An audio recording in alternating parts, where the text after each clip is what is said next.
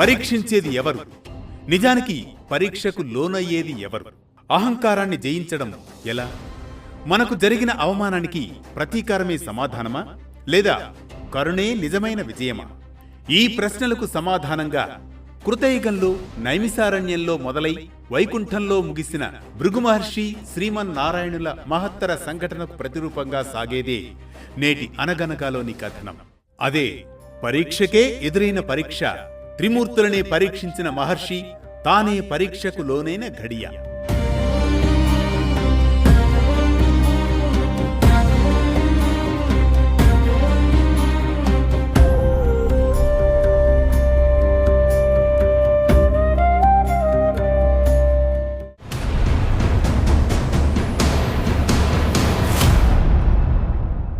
అనగనగా అది కృతయుగంలోని సమయం. అలనాడు నైమిసారణ్యంలో ఋషులు మహర్షులు భక్తిపూర్వకంగా యజ్ఞ యాగాదులు నిర్వహిస్తున్న సమయం. యజ్ఞ ఫలానికి ఎవరు అర్హులు, ఎవరు ఈ సృష్టి నిర్వహణకు ఆద్యులో నిర్ణయించాలని త్రిమూర్తులను పరీక్షించేందుకు భృగు మహర్షి ముల్లోకాలకు బయలుదేరిన సమయం. సృష్టికి మూలమైన బ్రహ్మను కైలాసంలో శివుని ఆగ్రహంతో శపిస్తాడు భృగువు. తరువాత వైకుంఠంలో లక్ష్మీనారాయణులు చదరంగ క్రీడా వినోదంలో మునిగి ఉన్న సమయంలో శ్రీహరి శ్రీదేవులను చూసిన భృగు మహర్షికి కోపం కట్టలు తెంచుకుంటుంది. దీంతో విచక్షణ మరిచిపోతాడు, కాలెత్తుతాడు. అదే సమయంలో పూర్తి స్థాయిలో తనను తాను మర్చిపోతాడు. శ్రీ మహావిష్ణువు వక్షస్థలంపై తాకుతాడు. భృగు మహర్షి పాదం ఆ శ్రీమన్నారాయణుని వక్షస్థలాన్ని తాకిన క్షణం వైకుంఠం ఒక్కసారిగా స్తంభించిపోతుంది. వైకుంఠంలోని సమస్తం నిర్ఘాంతపోతుంది. పాలసముద్రపు టలలు లయను మరిచిపోతాయి. అనంత శేషుని ఫణాలు క్షణకాలం కంపించిపోతాయి. అది ఆఘాతం కాదు, అది సృష్టి నాడికే తగిలిన గాయం. కాని ఆ ఘడియలో ఏ విధ్వంసం జరగలేదు. శ్రీమన్నారాయణుడు స్పందించాడు. ఆయన వదనంలో ఆవేశం లేదు, అవమానం లేదు, ఆశ్చర్యం కూడా లేదు. ఉన్నదల్లా అపారమైన కరుణ మాత్రమే. వెంటనే ఆ మహావిష్ణువు తన వక్షస్థలాన్ని తాకిన ఆ పాదాన్ని 2 చేతులతో పట్టుకుంటాడు. సౌమ్యంగా వినయంగా ఇలా అంటాడు: మహర్షి, మీ సుతిమెత్తని పాదం నా వక్షస్థలాన్ని తాకి కందిపోయిందా? దెబ్బ తగిలిందా మహర్షి?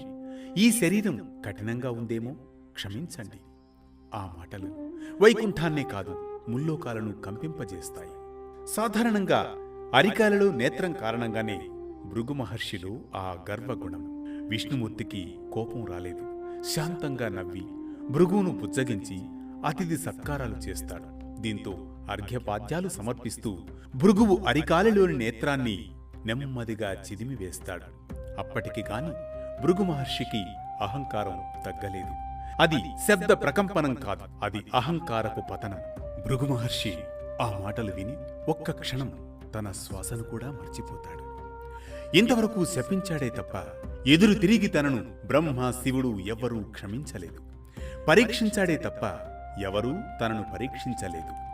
ఆ పాదం పరమాత్మ వక్షస్థలాన్ని తాకిన ఆ పాదానికే క్షమాపణ చెప్పిన దేవుణ్ణి అతడు తొలిసారిగా చూశాడు. భృగువు కళ్లల్లో ఆ క్షణాన అగ్ని లేదు, అహంకారం లేదు. ఉన్నది ఒక్కటే, ఆత్మనింద. అతడు కంపించే స్వరంతో ముందుకు వచ్చి శ్రీహరి పాదాలపై శరణు కోరుకుంటాడు. ప్రభు, అపరాధం జరిగిపోయింది ప్రభు, అపరాధం జరిగిపోయింది.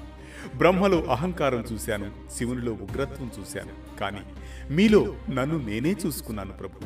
అహంకారాన్ని అద్దంలా చూపించిన కరుణామూర్తి మీరు అని కన్నీటితో పలుకుతాడు.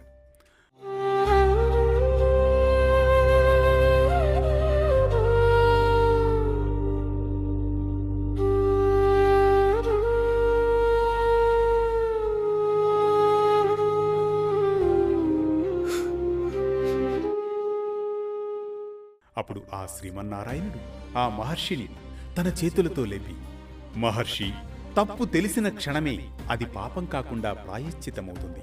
అహంకారం ఉన్నచోట ధర్మం నిలబడదు, కరుణ ఉన్నచోట నేనే ఉంటాను అని పలుకుతాడు. ఆ మాటలు వైకుంఠాన్ని మళ్లీ లయలోకి తీసుకువస్తాయి. పాలసముద్రం మళ్లీ మంగళనాదంతో ప్రవహిస్తుంది. అనంత శేషుడు నిశ్చలంగా నిలుస్తాడు. ఇది పరీక్షకే ఎదురైన పరీక్ష. త్రిమూర్తులనే పరీక్షించిన మహర్షి తానే పరీక్షకు లోనైన ఘడియ. ఈ కథనం మనకిచ్చే సామాజిక సందేశం ఒక్కటే: అహంకారం ఎంత గొప్పదైనా కరుణ ముందు అది నిలవలేదని. ఈ రోజుల్లో మనం కూడా జ్ఞానం, హోదా, అధికారం పేరుతో ఇతరులను పరీక్షించాలనుకుంటూ ఉంటాం. కానీ నిజమైన గొప్పతనం ఎదుటివారిని తప్పు పట్టడంలో కాదు, తన తప్పును గుర్తించి సరిచేసి సంస్కరించడంలోనే ఉందని ఆ శ్రీమన్నారాయణుడు చూపిన మార్గం కూడా ఇదే. కరుణ కలిగి ఉండడమే నిజమైన వైకుంఠమని. ప్రతినిత్యం ఓ పురాణ కథనం, సూటిగా, స్ఫూర్తిమంతంగా, సామాజిక సందేశంగా, ధర్మం చెప్పే కథల సవ్వడి, జ్ఞానం చెలరేగే కథన ఒరవడి. అనగనగా అంటూ మళ్లీ రేపు పలకరిస్తుంది ఆరుబయట వెన్నెల్లో జోకొట్టే కథల్లా వేటు న్యూస్.